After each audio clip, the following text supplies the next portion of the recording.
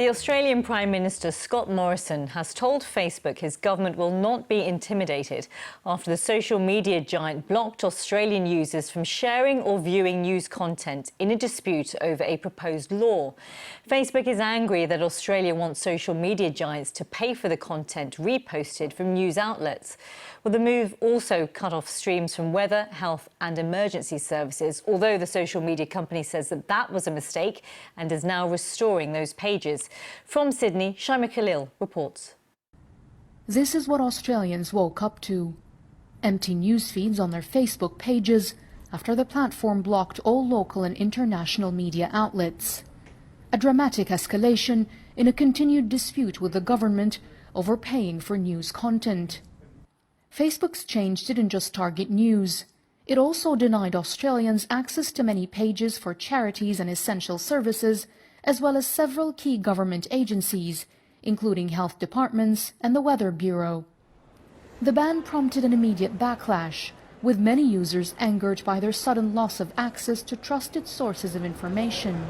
Facebook banning news is terrible, actually. I do use Facebook. It seems to be a catch-all, and I can get all of my news in the one spot. They're so big and so widely used by Australians that people will just revolt against it. Like, honestly, especially the younger generation. People are very ingrained in Facebook, so I don't know how easy it will be for people to just change that.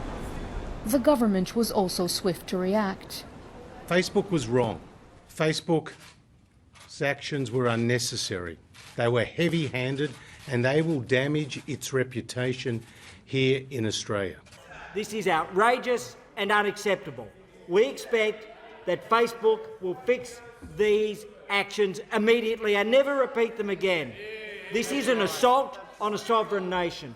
It is an assault on people's freedom, and in particular, it is an utter abuse of big technologies, market power and control over technology. The Prime Minister, Scott Morrison, slammed the social media company's action as arrogant and disappointing. Under the proposed legislation, tech giants will be forced to enter into payment negotiations with news outlets over payment for content that appears on their platforms. And if they can't agree, a government arbitrator would get involved.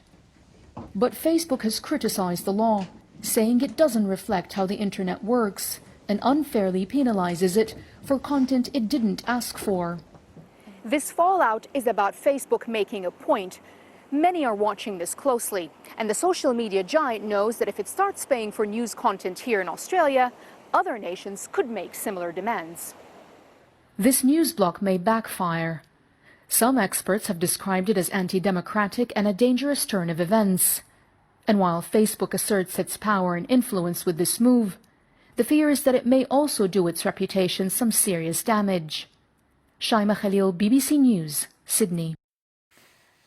Well, I'm joined now by Dr. Susannah Elliott, the CEO of the Australian Science Media Centre. The SMC is a not-for-profit organisation which provides Australian media with quotes from scientists.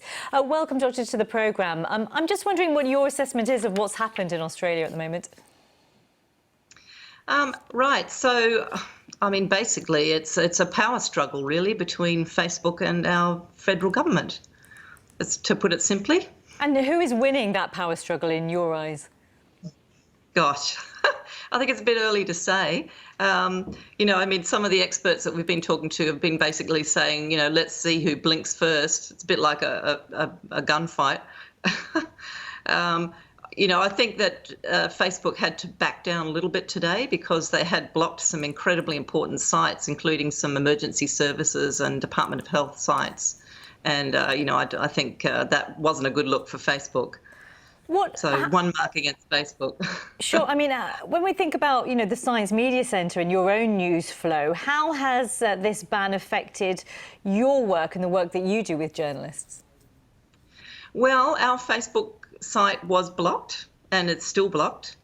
But to be honest, it hasn't had a huge impact on us as an organisation because we work very closely with journalists, and journalists on the whole do not source their news from Facebook. So luckily for us, that hasn't been a huge issue for us so far. I know that you have contact with a large group of experts, in the media industry there. I mean, what has their reaction been to the ban? And, what are they telling you about how perhaps the implications of this ruling and how to move forward? Look, there's a wide variety of reactions, as you can imagine, depending on the kind of experts that we're talking to. We saw some comments from about 14 different experts today. And, their reaction ranges from outrage. There are some that are extremely concerned about Facebook blocking news sites just before we're about to roll out the COVID-19 vaccination program. And I guess what they're particularly worried about is the idea that by blocking news sites, it then by default will, bring or emphasise potentially misinformation. So it's not that Facebook is obviously trying to promote misinformation, but when you take away the news, then, by default, that's what happens. It becomes more higher profile. So that's a major concern. Some experts actually see this as an opportunity. They think that it's about time that people started really looking seriously at the news that they're consuming and that they start looking beyond Facebook for their news.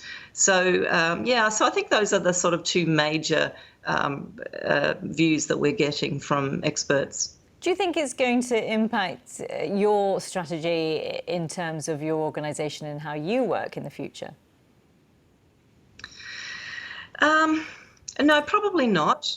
I think the main thing for us is that we're really focused on trying to make sure that the public gets access to evidence-based science through the news media. Clearly there will be an impact for the public, and we just hope that this impasse passes soon and that they can overcome this issue, because at the end of the day, the public will suffer. They're the ones who have to bear the consequences. It probably won't change the way we work, but it certainly might change the way that journalists work.